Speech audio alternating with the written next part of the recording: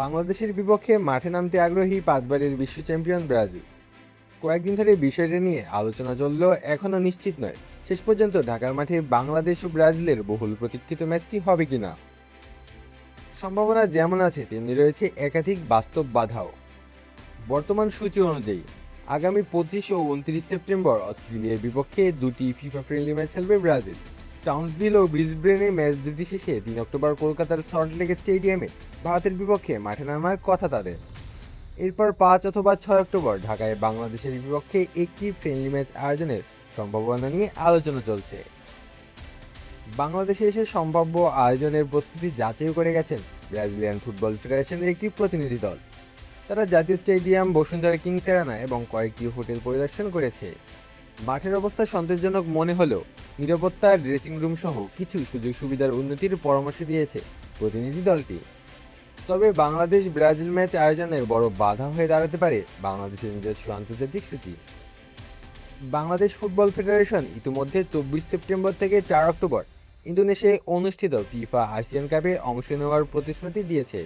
সেখানে বাংলাদেশে অন্তত 3টি গ্রুপ ম্যাচ খেলতে হবে। এর সঙ্গে অবস্থান নির্ধারণী ম্যাচও যুক্ত হবে।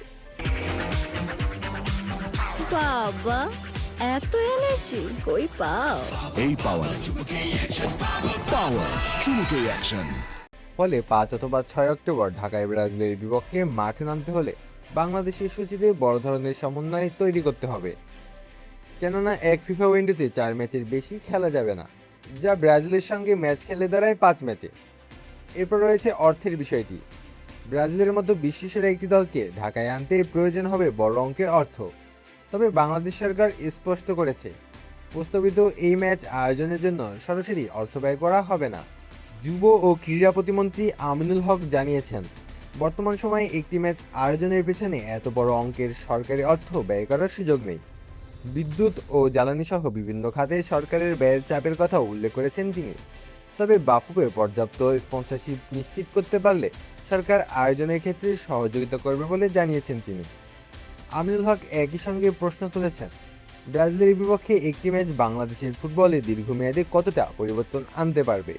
তার মতে এমন একটি ম্যাচ বাংলাদেশের জন্য নিঃসন্দেহে বড় ঘটনা এবং জাতীয় দলের খেলোয়াড় ও ফুটবল প্রেমীদের জন্য স্মরণীয় অভিজ্ঞতা হবে।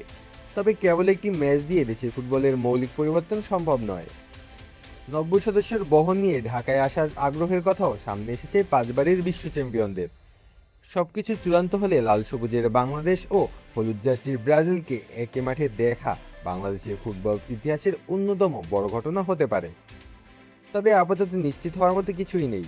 বাংলাদেশের আন্তর্জাতিক সূচি, ম্যাচ আয়োজনের অর্থ, স্পন্সরশিপ, নিরাপত্তা ও অবকাঠামোগত প্রস্তুতি সবকিছু মিলিয়েই নিতে হবে চূড়ান্ত ডিসিশন।